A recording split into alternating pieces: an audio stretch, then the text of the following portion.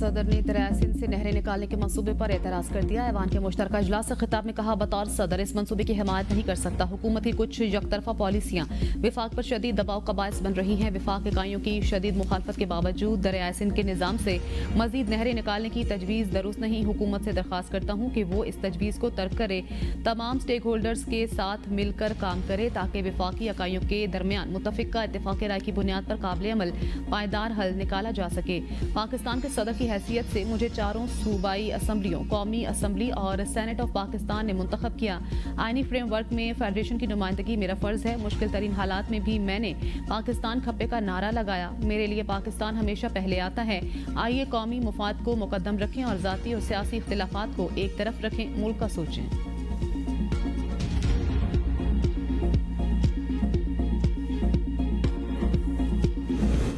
सदर पाकिस्तान आसिफ जरदारी का पार्लियामेंट के मुश्तरका इजलास से खिताब के दौरान अपोजिशन का एहतजाज, नारेबाजी, नारे बुलंद करते रहे। शोर शराबे पर सदर का मुस्कुराहट से जवाब। अपोजिशन अरकान सीटों पर खड़े होकर एहतजाज करते रहे। मुश्तरका इजलास स्पीकर कौमी असम्बली सरदार अयाज सादे की सरबराही में हुआ। इजलास में वज़ीर आज़म शहबाज शरीफ, बिलावल भुट्टो, आज़ाद जम्मू कश्मीर के वज़ीर आज़म चौधरी अनवारुल हक के अलावा तुर्किया, मुत्तहिदा अरब इमारात, आज़रबाईजान, फ़लस्तीन, जर्मनी, फ्रांस और इराक के सफ़ीर भी शरीक हुए। सदर के खिताब के बाद इजलास गैर मुअज्जला मुद्दत तक के लिए मुलतवी कर दिया गया।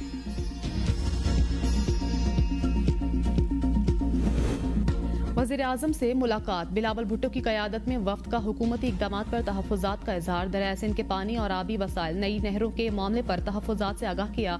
ज़िला कुरम में अमन व अमान की नाक़िस सूरत हाल पर ख़दशात भी वज़ीर आज़म को पेश किए। बलोचिस्तान के सैलाब मुतासरीन की अब तक दादरसी न होने का शिकवा। वफ़ाक़ में पावर शेयरिंग फार्मूले पर मुआहदे पर गुफ्तगू। मुल्की सियासी और माशी सूरत हाल पर भी बातचीत हुई। वज़ीर आज़म की तहफ़्फ़ुज़ात दूर करने की यकीन दहानी। कहा, दरियाए सिंध से नहरें निकालने का मनसूबा पीपल्स पार्टी को एतमाद में लिए बगैर नहीं किया जाएगा। इस हवाले से जल्द आला सतह इजलास तलब किया जाएगा। पीपल्स पार्टी और नून लीग के पंजाब के मसाइल के हल के लिए हफ्ता को लाहौर में इजलास होगा। दोनों जमातें मिलकर मुतनाज़िर मामलात हल करेंगी। इस हवाले से इसाक डार को टास्क दे दिया। मुल्क का मुस्तकबिल बेहतर करने के लिए विफाक, सूबों और तमाम सियासी जमातों को मिलकर काम करना है। पीपल्स पार्टी ने आम आदमी की जिंदगी बेहतर बनाने के लिए भरपूर ताउन किया। पीपल्स पार्टी ने वज़ीर आज़म का शुक्रिया अदा किया।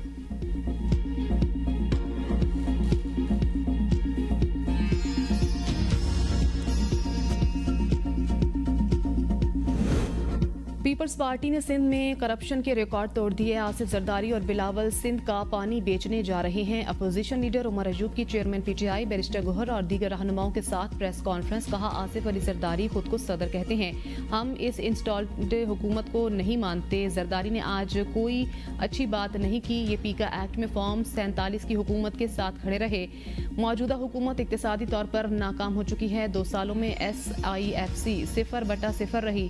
IT का सेक्टर खत्म कर दिया। कोई इन्वेस्टमेंट नहीं आ रही। हुकूमती गफलत की वजह से इस वक्त हमारे फौजी जान का नजराना पेश कर रहे हैं। बानी PTI ने हमेशा कहा कि फौज हमारी है।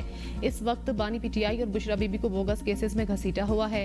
बैरिस्टर गोहर ने कहा, आज हमने बेनजीर की तस्वीर के पीछे जरदारी की लेगेसी देखी। जरदारी साबित नहीं कर सके कि जमहूरियत है। आज भी मुतनाज़िर सदर है। हमेशा फैसले ऐवान से बाहर होते रहे। ऐवान को फौकियत नहीं दी गई। शिबली फराज ने कहा, सेनेट में एक सूबे की नुमाइंदगी ही नहीं, जितने भी कवानीन पास हुए उनकी कोई इखलाकी और कानूनी हैसियत नहीं। अफसोस से कहना पड़ रहा है, अपोजिशन गैर संजीदा है। चेयरमैन PP बिलावल भुट्टो जरदारी कहते हैं, आज सदर जरदारी ने तारीखी खिताब किया। आसिफ जरदारी पहले सदर हैं जिन्होंने 8वीं बार पार्लियामान से खिताब किया। सदर मुमलिकत ने खिताब में हुकूमत की मईशत में बेहतरी के हवाले से तारीफ की। सदर ने मसाइल के साथ निशानदही भी की। अपोजिशन के रवैये से लगता है कि उन्हें अवामी मसाइल में कोई दिलचस्पी नहीं। अपोजिशन के लिए अवामी मसाइल का हल उनकी तरजीह नहीं, उनका मकसद सिर्फ अपनी सियासत चमकाना है। अपोजिशन का शोर होता रहा और सदर ने अपनी तकरीर जारी रखी।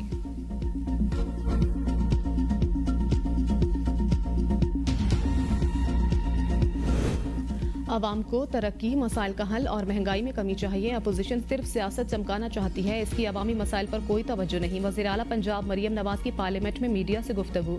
कहा, लोगों को समझ आ गई है कि बदतमीजी और खिदमत की सियासत में क्या फ़र्क है। अपोजिशन ने बदतमीजी और बदतहजीबी की बुनियाद रखी, अब खुद निशाना बन रहे हैं। मुस्लिम लीग की हुकूमत में मईशत में बेहतरी आई।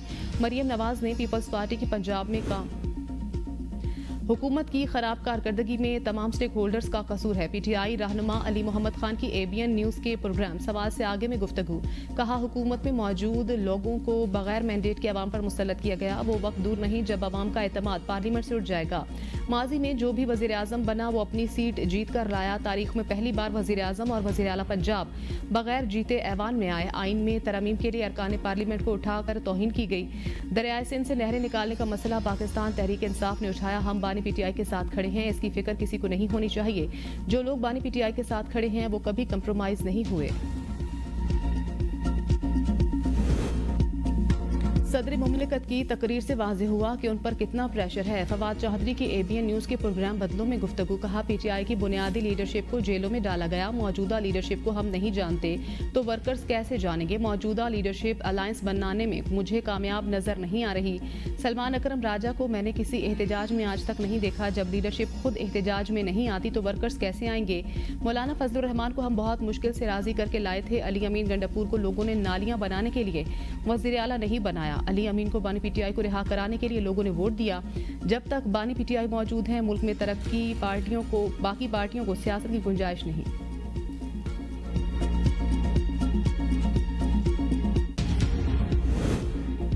आइन का जनाजा निकल रहा है। हुकूक के लिए आईनी और कानूनी जदोजहद जारी रखेंगे। रऊफ हसन कहते हैं, मुल्क के मसाइल मुज़ाकरात के जरिए ही हल किए जा सकते हैं। तमाम इत्तेहादी जमातों की मुशावरत से ही आगे बढ़ेंगे। बानी पीटीआई जेल से भी मुल्क पर राज कर रहे हैं। उन्हें बहुत जल्द वज़ीर आज़म की सीट पर देख रहा हूँ। पॉलिसीज फर्दे वाहिद की नहीं पार्टी की होती हैं। वज़ीर आला पंजाब प्रोजेक्ट से ज्यादा इश्तिहारात पर आवाम का पैसा खर्च कर रही हैं। मुल्क छोड़ने के लिए नौजवानों का नादरा और पासपोर्ट ऑफिस पर रश बढ़ गया है।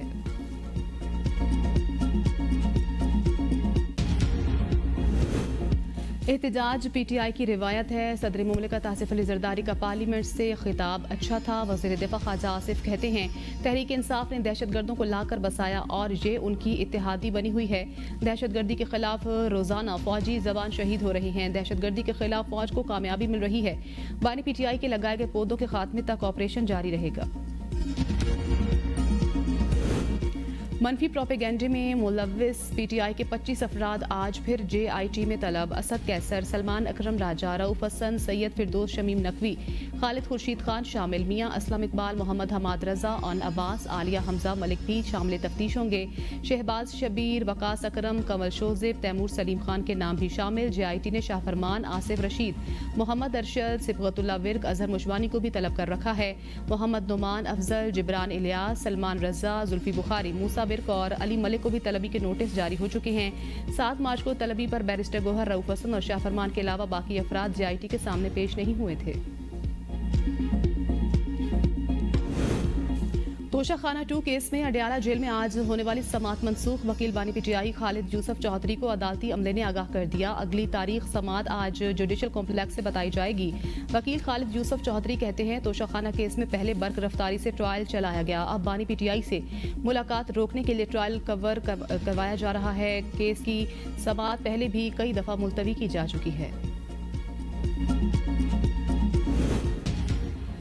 स्टेट बैंक का अगले 2 माह के लिए शरह सूद 12% पर बरकरार रखने का ऐलान। मरकजी बैंक का कहना है, फरवरी 2025 में महंगाई तवक्कुआत से कम रही। ग़िज़ाई और तवानाई की कीमतों में कमी के बायस महंगाई में कमी आ रही है। जून तक ज़र मुबादला ज़ख़ायर $13 अरब से ज़्यादा हो जाएंगे। महंगाई में मज़ीद कमी होगी और फिर बतदरीज बढ़ते हुए 5 से 7% पर मुस्तहकम हो जाएगी। ग़िज़ा और तवानाई की कीमतों का बढ़ना महंगाई में इजाफे का बायस बन सकता है। माशी सरगर्मियाँ मुसलसल बढ़ रही हैं। दरामदात में इजाफा हो रहा है। माशी इस्तेहकाम के लिए मुस्तकिल बुनियादों पर मौजूदा हकीकी शरह सूद काफ़ी हद तक मुस्बत है। टैक्स महासिल में हदफ के मुकाबले में कमी जनवरी और फरवरी में मजीद बढ़ गई। हालिया बारिशों से गंदम समेत रबी की फसलों की पैदावार में कमी का खदशा कम हुआ है। मौजूदा हालात में शरह नमो 2.5 से 3.5% तक रहने की तवक्को है।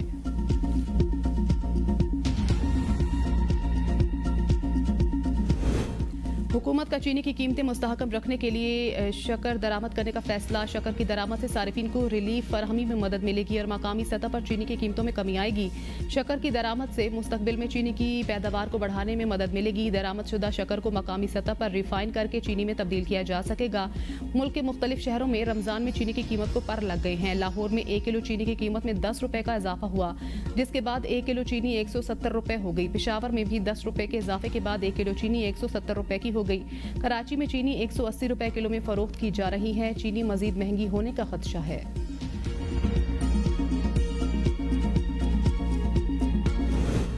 इंजेक्शन का रिएक्शन म्यो अस्पताल लाहौर में 2 मरीज जाँ बहक, 14 मुतासिर, 3 वेंटिलेटर पर मुंतकिल। वज़ीर आला पंजाब का नोटिस। अस्पताल में इंजेक्शन का इस्तेमाल रोक दिया गया। मामले की तहकीकात के लिए इंक्वायरी कमेटी कायम। हलाकतों का जिम्मेदार कौन? सूबाई हुकूमत और अस्पताल इंतजामिया जिम्मेदारी एक दूसरे पर डालने लगे। MS म्यो अस्पताल का कहना है कि मुबजना गैर मयारी इंजेक्शन की खरीदारी DG हेल्थ ऑफिस की जानिब से की गई थी। सूबाई वजीर सेहत सलमान रफीक ने कहा इंजेक्शन पाउडर था, उसको महलूल बनाने में गलती हुई। वजीर इत्तलात पंजाब अज़मा बुखारी ने कहा अफसोसनाक वाक़े में इंसानी गलती नजर आ रही है। MS म्यो अस्पताल के इस्तीफे पर प्रोपेगेंडा किया जा रहा है। कार्रवाई करें तो रोना शुरू हो जाते हैं। Opposition leader Punjab assembly Ahmad Khan ने कहा वाक़े ने पंजाब हुकूमत की कारकर्दगी का पोल खोल दिया। टिकटॉकर वज़ीर आला की कोई परफॉर्मेंस नहीं।